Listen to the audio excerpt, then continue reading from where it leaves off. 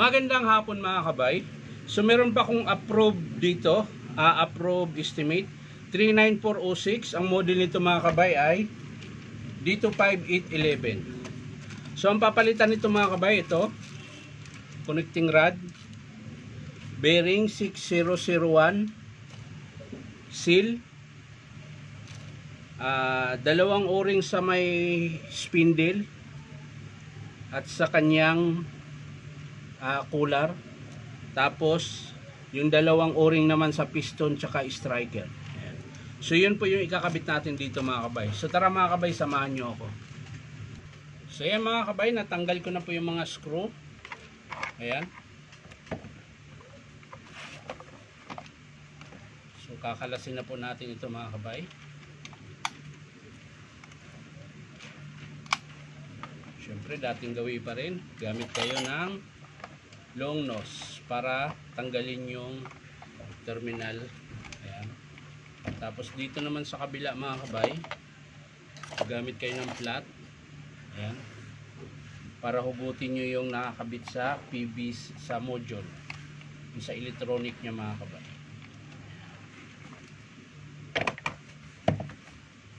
So yan mga kabay, kakalasin ko na yung screw dito sa loob.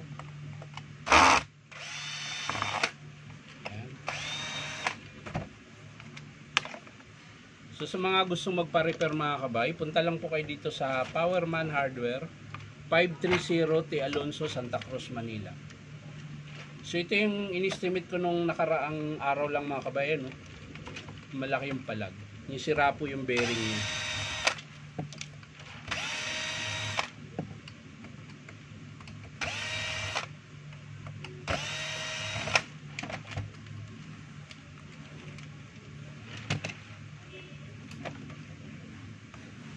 Pala mga kabay, kailangan ito lang yung mahirap dito sa unit na ito mga kabay. Kapag nagpalit ka, kalas lahat, hindi katulad na ibang demolition hammer na halimbawang o-ring ang papalitan mo, ay doon ka lang sa harap magbukas. Ito lahat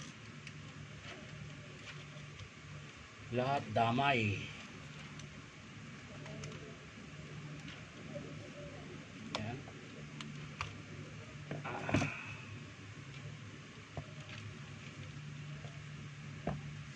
Siyempre ingatan lang natin yung bulitas na hindi mawala mga kabay, dahil pag nawala po ng 1, 2, 3, 4, 5, kulang ng isa, ayun, hindi pa nakalas mga kabay yung isa. Yun, anim na piraso po yan yung bulitas yan, pinakalak niyan mga kabay. Ayun, malinis na pala ito mga kabay. Ito pala yung nilinis ko nung nakaraan. So diretso kabit na tayo nito mga kabay, hindi na tayo maglilinis. Nalala ko nga pala, ito pala yung nilinis ko mga kabay.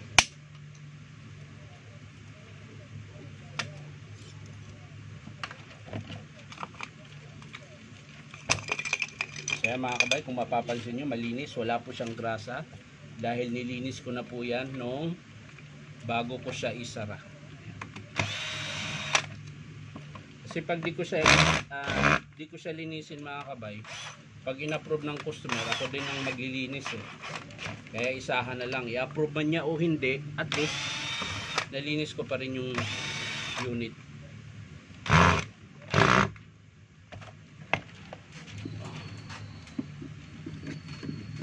Yun lang.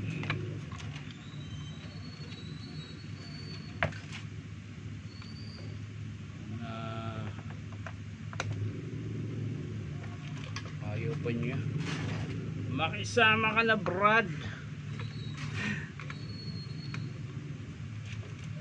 Ayaw po. Tigas. So kung ayaw mo madala sa flat screw, ewan ko lang kung hindi ka bibigay dito sa vice grip.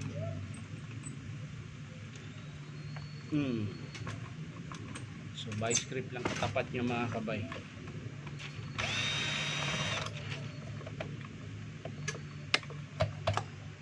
So ayan mga kabay, malinis na malinis. Dahil nga po nilinis ko na po siya. So So kakalasin lang natin yung crankshaft at syempre yung kanyang cylinder. So unahin natin pagkabit yung bearing mga kabay, dahil ipipress po ito. Tapos uhugutin natin yung lumang seal. Ayan, kailangan kong palitan yun mga kabay, kasi sira na yung seal pag pinipress. So ipipress ko muna mga kabay, hindi ko na ipapakita dahil nandun po yung press ko. So ayan mga kabay, natanggal ko na po. Ayan. So ito na po yung yan po sa loob yung seal. So kakalasin po natin yan.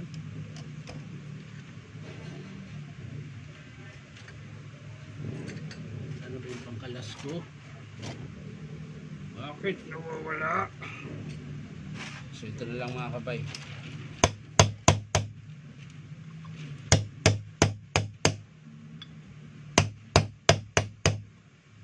Yun, meron pa pala siyang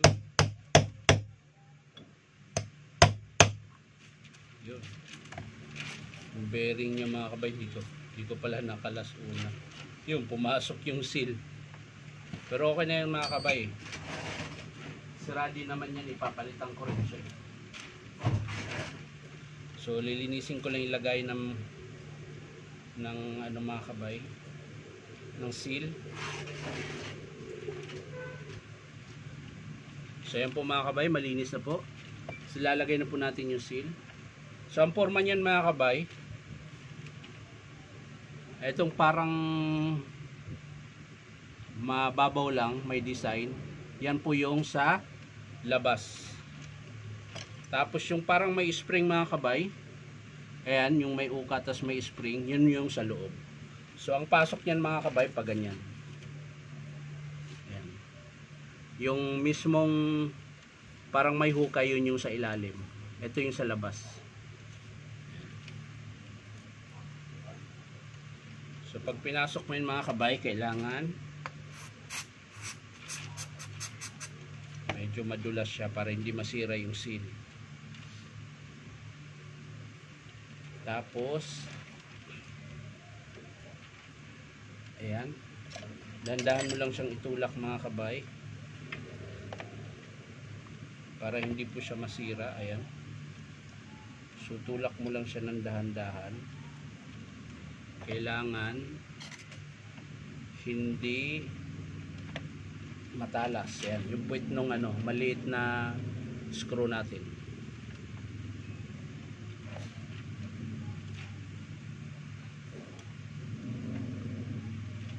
Kulang pa mga kabay.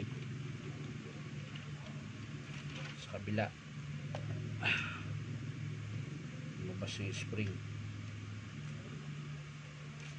So ayan mga kabay, yan na po yung forma ng seal. Tapos ang sunod niyan yung kanyang bearing. Ito po. So ganun din po. Kailangan yung lagyan ng konting langis para malambot din po yung pagpasok ng bearing. Pero ito, kailangan ko na siyang i-press mga kabay. Pipress ko muna yung bearing mga kabay. So yan mga kabay, nakabit ko na po yung bearing. Ayan, tapos seal. So ilalagay na natin yung lock. Ayan, yung circlip niya mga kabay.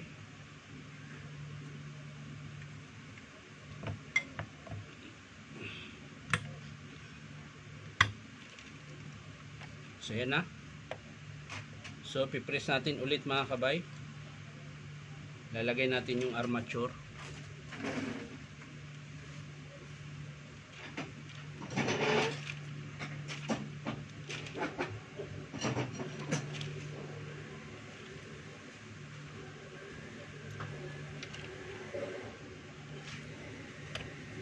So yan na mga kabay, nakabit ko na po. So ang sunod mga kabay ay yung o-ring. Ayan. Dito muna tayo sa may spindle niya mga kabay. So ito po yung o-ring na isa na malaki. Dito sa may cooler. Ayan, dito po yan. Tapos yung dalawa mga kabay, ito. Yan yung sa loob. Ayan. So yung forma niyan mga kabay, ganito lang. Ayan. Madali lang siya ikabit mga kabay. Ayan. Kailangan mo lang iuna yung isa. Ayan. Tapos yung pangalawa.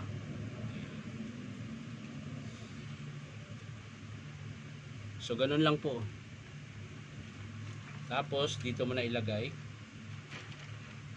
Ayan. At syempre yung striker mga kabay, kailangan natin matanggal yung striker. Yan. Dahil papalitan din po natin yung kanyang o-ring. So yung sa striker mga kabay, ito, tsaka yung sa piston, saan ba yung piston? Ayan. Pares lang po ang o-ring nito mga kabay. Pares lang yung number.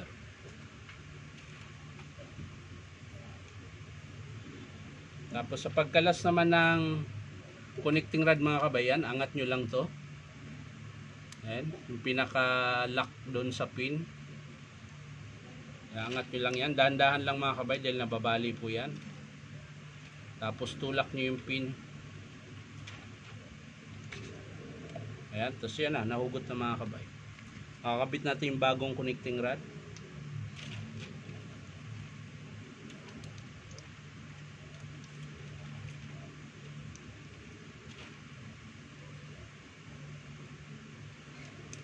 So yan na mga kabay, nakabit na. So tapos na. Ang hindi ko lang naikabit mga kabay yung carbon brush. Ayan. So kabit na rin natin dito para isahang sara na tayo. Ayan, sa pagkabit ng carbon brush mga kabay, gamit ka lang ng long nose. Ayan, angat mo lang. Tapos tusok nyo ulit yung terminal.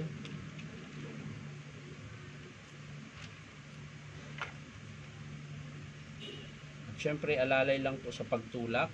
At baka mabali po yung terminal sa field coil. Ayan. So okay na mga kabay. Sasalpak na po natin. So dito tayo mag-uuna sa crankshaft mga kabay. Ayan, lagay muna natin. Wala pa palang ano mga kabay, grasa. Kailangan ng grasa. Ayan. Siyempre bago natin ilagay yung striker mga kabay, lagay muna natin ng grasa.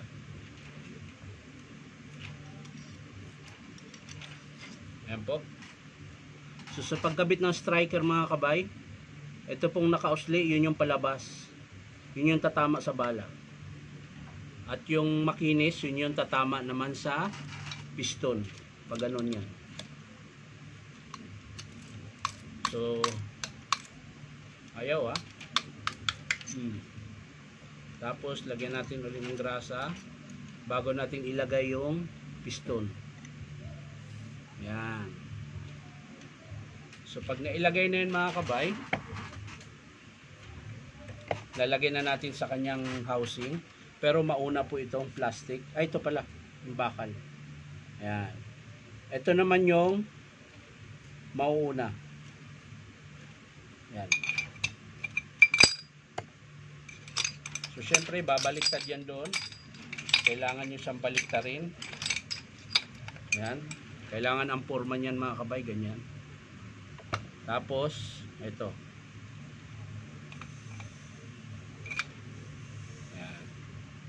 So okay na, papasok na natin yung pinaka spindle niya mga kabay. Tapos ikot-ikot nyo lang yan hanggang sa lulubog na yung mismong ito.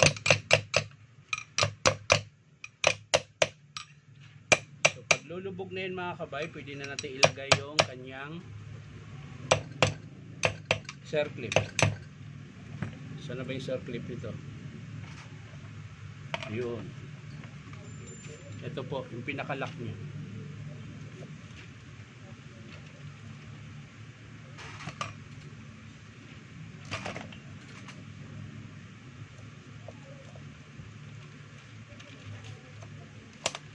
Yun. Kailangan nating isigurado kung sumabit siya mga kabay. So yan, okay na mga kabay. So ang next, yung crankshaft.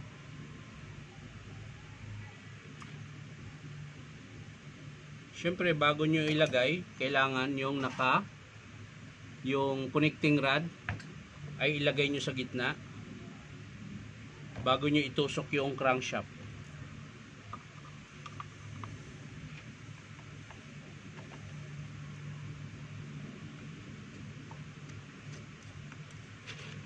So yan mga kabay, nakatusok na po yung crankshaft. So iikot mo siya para hindi makalas dahil wala pa po yung takip. Yun. So ang sunod mga kabay ay yung sa armature. Pero bago yan, lagyan din natin ng grasa dito mga kabay.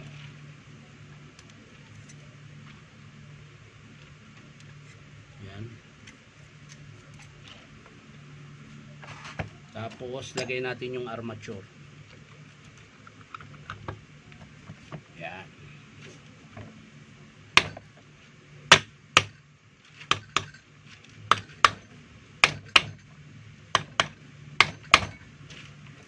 Tapos i-screwhan natin mga kabay.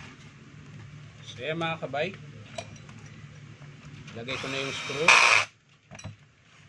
At syempre pagkatapos nyan, ito namang kanyang baffle. Yan.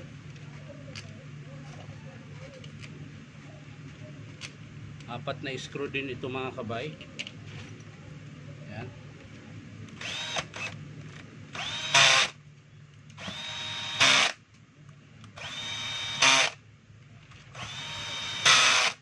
Okay na mga kabay. So ang next, lagyan natin ng langis.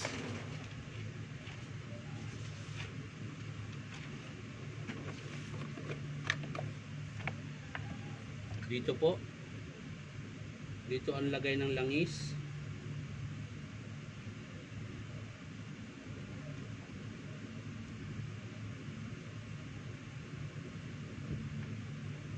So ayan. Estimate lang po, huwag nyo masyadong punuin. Siguro mga 5 kutsara ganyan. Kasi meron na siyang grasa sa loob. So lalagay na natin yung front housing. Yan. Tapos syempre kailangan din natin ng grasa ulit. Para dito sa lagayan ng bearing, para hindi yung bearing, tsaka syempre maglalaro siya. Yan. So ilagay nyo lang po isa-isa yung bearing. 6 na piraso ito mga kabay, yung bearing.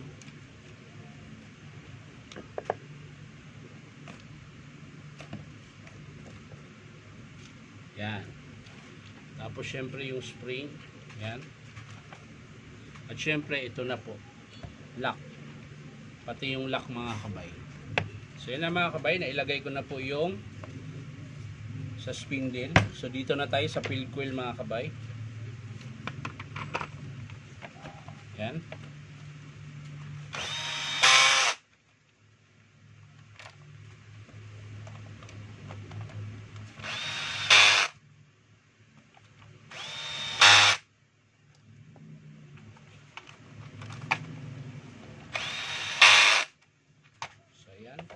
So lalagay na natin yung kanyang carbon mga kabay. Ayan. So madali lang naman po yung paglagay ng carbon mga kabay. Aangat nyo lang yung spring. Tapos pasok nyo yung carbon. Yun na. Yun. So okay na mga kabay. Ito na ang sunod. Yung handle. Ayan. So ganun din po ito mga kabay, may screw din po ito na 6 na piraso. So dalawang malalaki sa pinaka ng tawag nito ng handle. 'Yun. So nawawala yung isang malaki. Ayan, hanapin natin mamaya mga kabay. Makikita din yan. So dito muna tayo. Ayan, i-screwhan lang po natin yan. So yun lang mga kabay, na-screwhan ko na. So babalik natin yung manggagaling sa module mga kabay. Ayan, pasok nyo muna. Pasok muna natin yung sa electronic nya bago natin siya isara.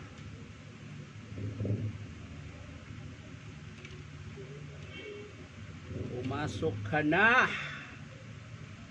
At ako'y naiinis na. Ayaw po pumasok oh. Talaga naman. Kailangan pang hubarin yung gloves.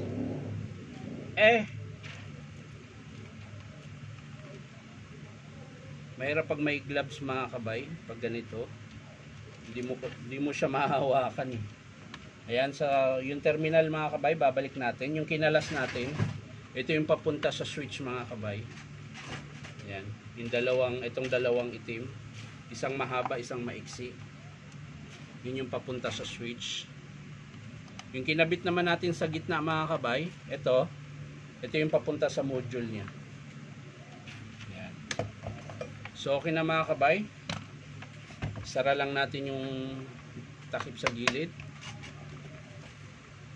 At mahaba na yung ating video. Nagre-reklamo na yung cellphone ko mga kabay. Full memory na daw. Nasira kasi yung cellphone ko mga kabay. Lumubog sa dagat. Ayun. Bago mo na isara mga kabay, testing muna.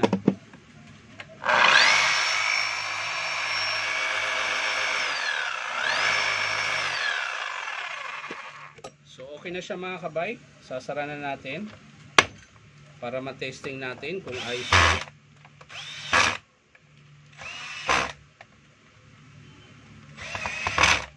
Yun. So hindi yan kompleto mga kabay hanggat di mo siya lagyan ng bala. At ating itesting ngayon. Galit na galit mga kabay.